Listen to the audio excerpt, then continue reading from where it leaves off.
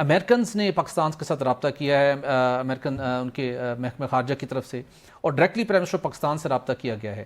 اس کا کیا امپورٹنس ہے ان کا یوں رابطہ کرنا اور بالخصوص اس کانٹیکس کے اندر جب یہ ساری بات چیت چل رہی ہے، انڈیا کی طرف سے بھی اچانک ایک سیکیورٹی ایڈوائزر کو ایکس راج چیف کو اپوائنٹ کیا گیا، اور پاکستان سے بھی کافی عرصے سے یہ عہدہ خالی تھا.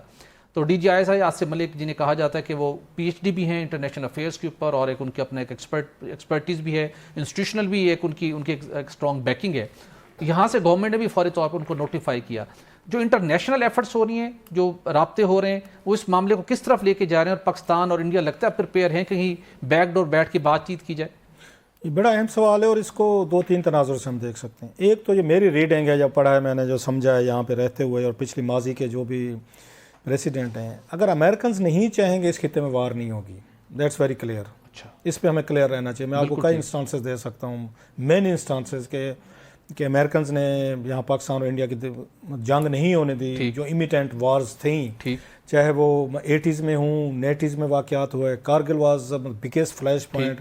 وہاں پہ انہوں نے وہ کیا، وہ فورسز واپس کروائیں، اور پاکستانی بھی واپس آئے. جو وہ آپ کو دیکھا، میں بل کلنٹن تھے اس وقت، انہوں نے کیا تھا. پھر جو پچھلی دفعہ میں آپ کو میں ریسنٹ بتا دیتا ہوں، یا اس سے پیچھے آپ ممبئی اٹیکس کی طرف چلے جائیں، یا ایون جو پٹھان کوٹ وغیرہ سارے واقعات تھے، تو اس وقت بھی امریکنز نے فوری طور پر انٹرونشنز کی. سعودیز نے بھی ہمیشہ کی ہیں. پاکستان امریکہ کا یہ انٹرسٹ ہے کہ جنگ نہ ہو. یس، اس لیے میں کہہ رہا ہوں کہ میں تھوڑا سا جنرل صاحب ابھی کہہ رہے خیر ان کی ریڈنگ، ان کا تجربہ، جو فیلڈ کے لوگ ہیں ان کو زیادہ بہتر پتہ ہوگا. ہم تو ایک تھوڑی سی ایک تھرڈ ایک دور سے بیٹھ کے وہ دے سکتے ہیں. مجھے جنگ ہوتے وہ نظر نہیں آ رہی، دو چار ریزنز کی وجہ سے.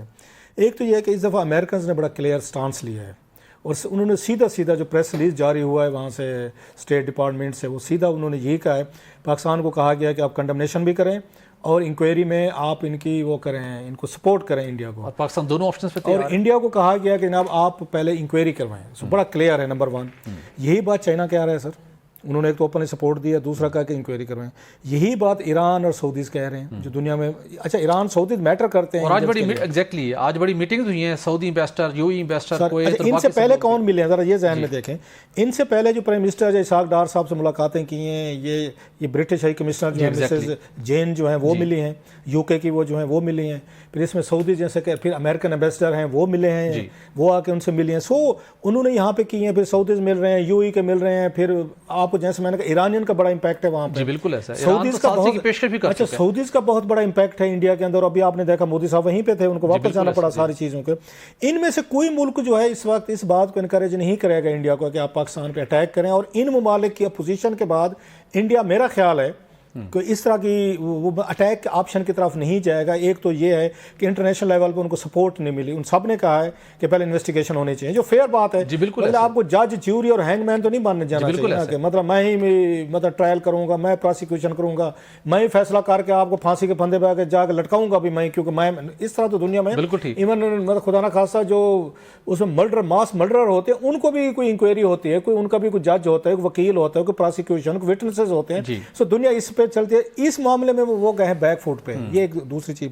تیسری چیز یہ ہے کہ اس وقت انڈیا میں IPL چل رہا ہے. 25 اپریل کو میرا خیال ہے فائنل ہے ان کا. 25 مئی 25 میں. اب جتنا بھی انڈیا کو پاکستان پہ غصہ ہو، سکور سیٹل کرنے ہو، جو بھی کرنے ہو آپ نے، فیئر انف، وہ نہیں جائیں گے، کیونکہ اٹس اے $multi-billion ایک آپ کی ایکٹیویٹی ہو رہی ہے، اکنامک ایکٹیویٹی ہو رہی ہے.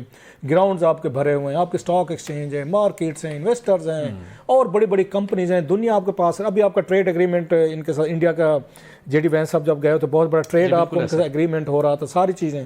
اچھا امریکن نے اب آپ کو اسلحہ دینا بھی شروع کر دیا، جو پہلے پاکستان کو صرف دیتا تھا وہ بھی دے رہے ہیں.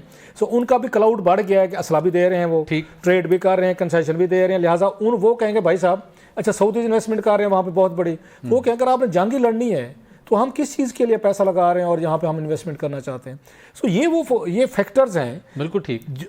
لیکن دوسری طرف آپ نے اتنی ہائپ کریٹ کر دی ہے اپنے میڈیا کے ذریعے. ان کو چینل سنے وہ تو فتح کر کے بیٹھے ہوئے ہیں، وہ تو پاکستان پہ قبضہ کر چکے ہیں، اور وہ یہ فرما رہے ہیں کہ پاکستان تو ایران اور ادھر افغانستان پناہ کے لیے گئے ہوئے ہیں، بلیک آؤٹ ہو گئے، سڑکوں پہ لوگ ہیں. میں تو سن کے ان کے انڈین چینلز کو اسکرپٹ رائٹر کو داد دینی چاہیے. جتنا کنٹینٹ کریٹر بھائی انڈین چینلز ہیں نا، میں مان گیا ہوں اللہ کی قسم ہے, میں آپ کو دل سے کہہ رہا ہوں, میں بڑے ان کی عزت کرنا شروع ہو گئی. اتنی تخلیق, اتنا کریٹو ورک, اتنی امیجنیشن, آپ 5-10 منٹ دیکھیں تو آپ کو لگے گا پاکستان آپ کی ہے. ازداد اور آپ کی اس ایکسیپٹنس کے اوپر شاید آپ کو یہ کھول ہی دیں کہ کلاس صاحب کا قومی سلامتی کا خطرہ نہیں ہے بھارت کو.